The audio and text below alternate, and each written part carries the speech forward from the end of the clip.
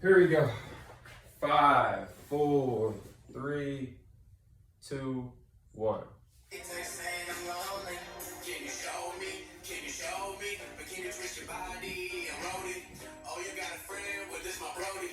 Well, damn, you got my friends. Well, these my homies. So let's just get into it. Come and roll some. Let me pop open some liquor, pour it on your tongue. It's 4 a.m. now. The party just begun. So now's the time to tell your man that you're good and done. But wait, don't let me be the reason when you started to be different. I'm just trying to give you visions and I even find it more attractive than you think nobody matches. I'm not saying that I do, but I'm the one light in the mattress trying to get your damn attention. Want to show you some affection.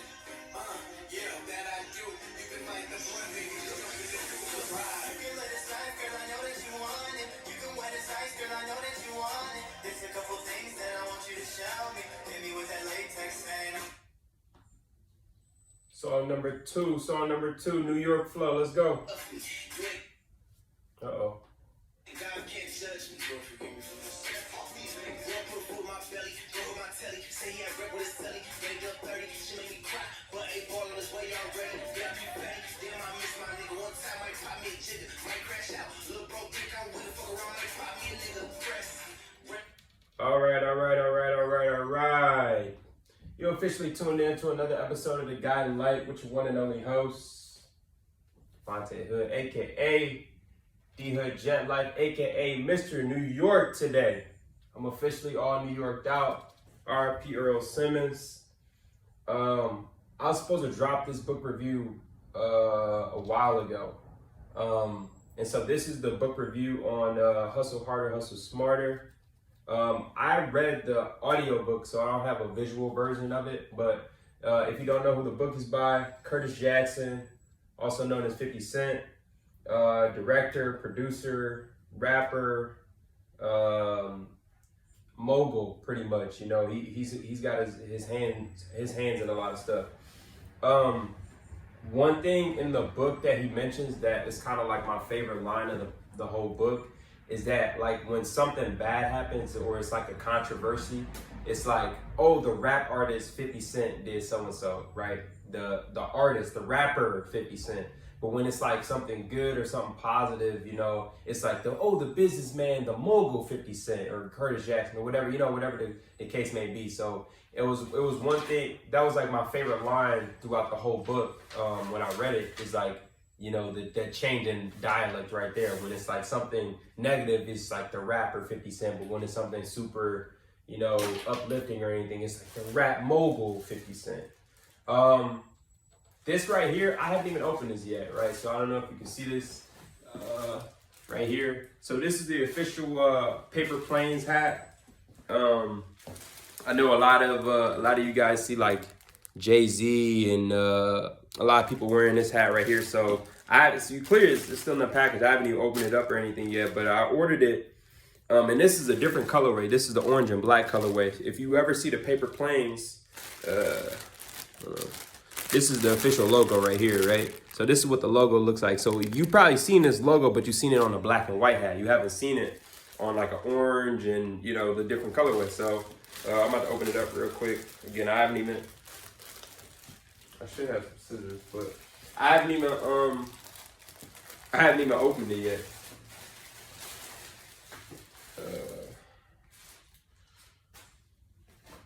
But the reason I wanted it a little bit different, because when I looked on the website, again, you got the original black and white, black and white Paper Planes looks just like the New York brim.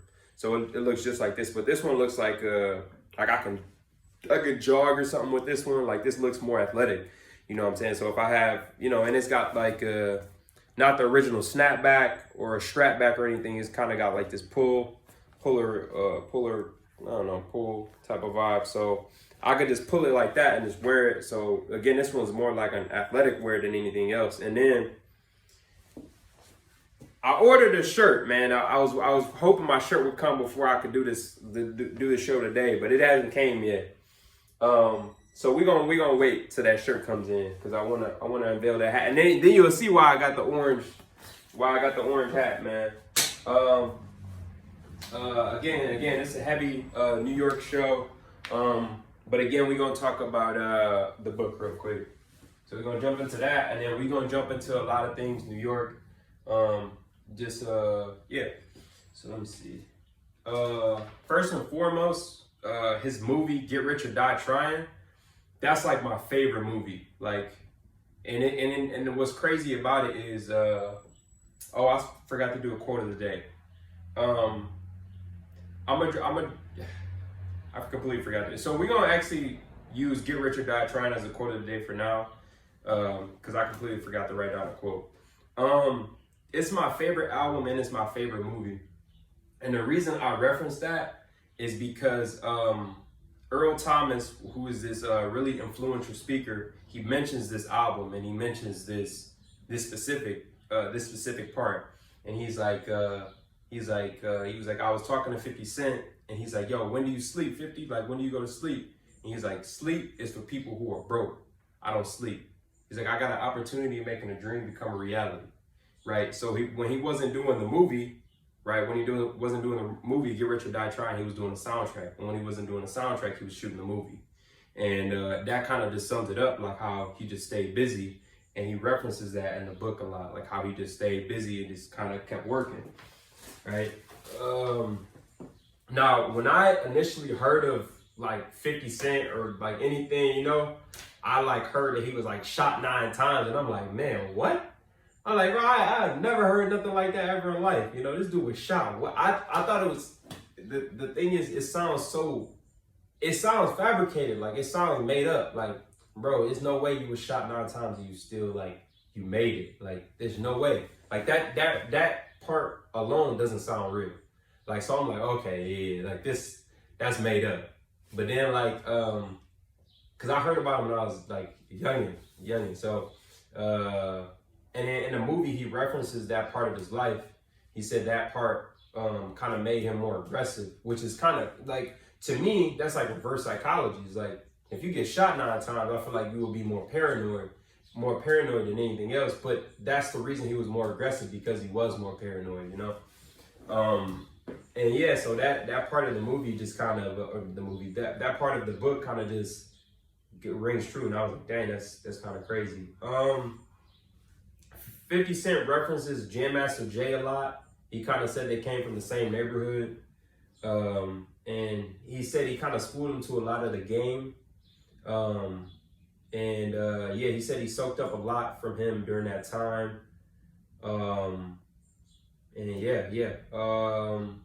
He kind of goes over, so a lot of the stuff in the book, I don't know if this is super public or super known, but he goes over like a lot of his relationship with his first son, Marquise. I think he kind of references how bad that relationship is, like how it's damaged a lot.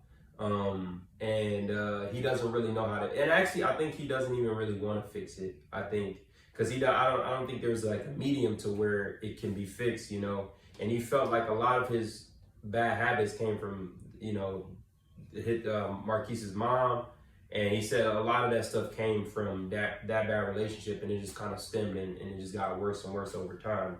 So as we know, he has another kid.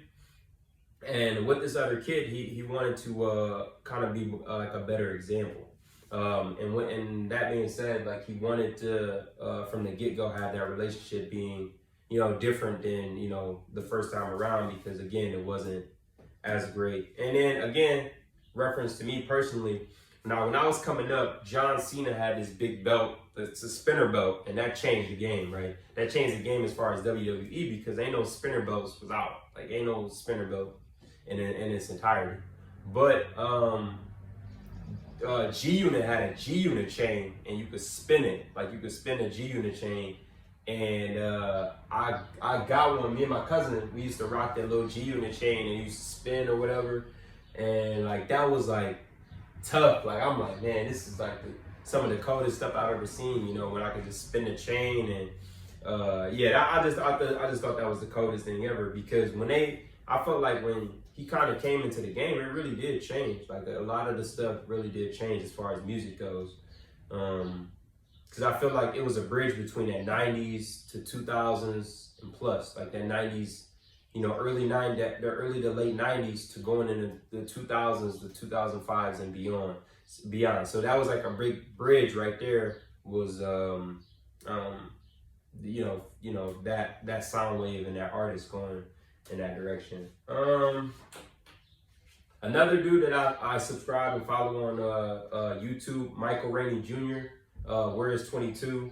Like I watch like all his YouTube stuff, and his stuff is fire. His stuff is fire. And again, going back to 50 Cent, so this isn't his first book, right? I think he's got 2 or 3 books out right now. And again, I read the audio version, and the audio version is narrated by him the whole time. So it's really easy to listen to. If you ever listen to a 50 Cent album, this is literally like listening to a 50 Cent album, but it's like you're just, I don't know, it's just kind of explaining his life. Like obviously people explain their life through music, but this is really breaking down, the ins and outs of, some of his business deals, how he got some of his television shows, how he kind of broke in as a producer, director, how he was doing the writing, how he formed his crew, his neighborhood and that. And like, to me, like, again, I grew up, a big fan of his music. So to me, it was a no-brainer that I was going to, look at something like this. Like I've supported a lot of the stuff that he's did because I'm a big fan. Now, the first couple of artists I played in the intro, they took, some of these guys, they took a picture with, Curtis Jackson. Like he came to Detroit some weeks ago for a launch of his alcohol products, right? So he actually came to some of the places I grew up, and it was kind of cool to see that, that he came, to the city and was taking pictures with everybody. But I was down there, but like the line was hectic. Like the line was mad hectic. So it was kind of hard to get in there and kind of, do everything because it was just so hectic in there. Let me see. Now, the show Power. I watched a little bit of the first season. And I haven't completed like all of it, and I really haven't. To be honest with you, I really haven't since then been watching that much. Honestly, I've gotten a little bit busier. But he references that. He references the show. He references the show in the book, and when he does that, he kind of says like, Ghost, the character Ghost, he saw Ghost as a leading man for Power when he saw him in Next Day Air. So if you've ever seen the movie Next Day Air, then you kind of understand. But I'm gonna get a little closer. I feel like this is a far view.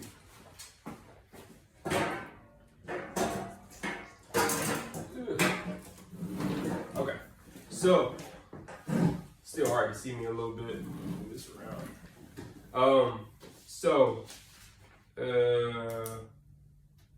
Power, the first season, right? He saw the character Ghost and Next Day Air, and he knew he would be perfect for. Power, right? And if you recognize the character Ghost, he's also in Gridiron Gang for a brief moment.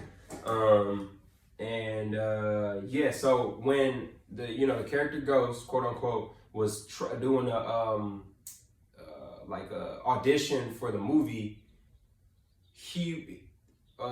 Curtis Jackson felt like he wasn't authentic, or his heart wasn't in it.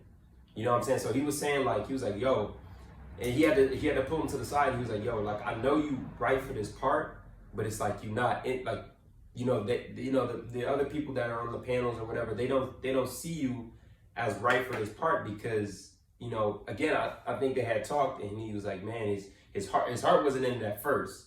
And then I think he did another scene, and he kind of flipped the switch, and he had to turn it on a little bit. And I think that's when they kind of saw what 50 Cent saw, that he was like, oh, okay, like this is it right here, right? And that was cool, like kind of how he referenced that. I'm going off a little bit of the script right now, and then if not, I'm gonna just freeform it in a little bit. He also references the vitamin water deal. I think initially Vitamin Water just wanted him as an ambassador. So, you know, pretty much like, hey, take a picture with like the brand and stuff like that, and not really be so much as a, he wanted to be an owner. Like he wanted to be an owner. They kind of wanted him to be more of an ambassador. And I think that's where it changed a little bit. And I think he countered with an offer to buy some stake in the company. And that's when the conversation changed, and that's when the dynamics changed a little bit, right? And so yeah, that's how that Vitamin Water deal got done. But the thing is, during that time, I think it was a lot. Again, it was going to the rapper 50 Cent, right? Where it's like it's a lot of controversy behind him, right? Again, like what we talked about earlier, he shot 9 times. Like that's kind of pretty hectic, right? When you hear something like that, you just think that, you know, companies like to separate themselves from like bad press. You know what I'm saying? So when you see any athlete going through any bad press, it's rare that a company's gonna be like, oh, like we about to, you know, we're about to stick with this guy, or we're about, you know, because as soon as the bad press comes, it looks bad for the company that you know, that they support you. It's messed up, yes, but again, they pay you so much money. They pay you so much money to stay out of stuff like that. So yeah, I think it's kind of messed up that happens like that. But again, yeah, so he had so much bad press going on with them that Vitamin Water took a minute before they finally was like, all right, and then they, you know, got the deal done. I think he even before that, right?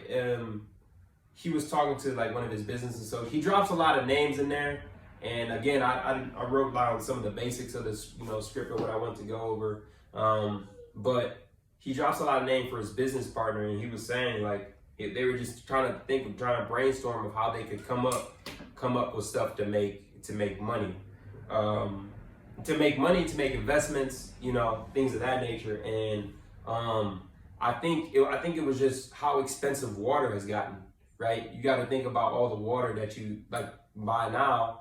You know, some water has gotten ridiculously outrageous, and it's not even that the water is that good. It's just that it's the packaging. It's again who's the ambassador of it and stuff like that. You know, like it's little things like that that makes it so much crazier, because it's like, oh, okay, if you put this person's name behind it, and this is a popular person, it's gonna skyrocket like that. You know, things of that nature. So. I think, yeah, they finally got the deal done. I think do like a mutual connection, and then just like that, you know, things started to happen and fall into place, and then they got the big deal done, and then so on and so forth. So you know the story behind that. And even let me try to think what else did I write down. Yeah, I might have touched on everything. I wanted to talk about. Let me think.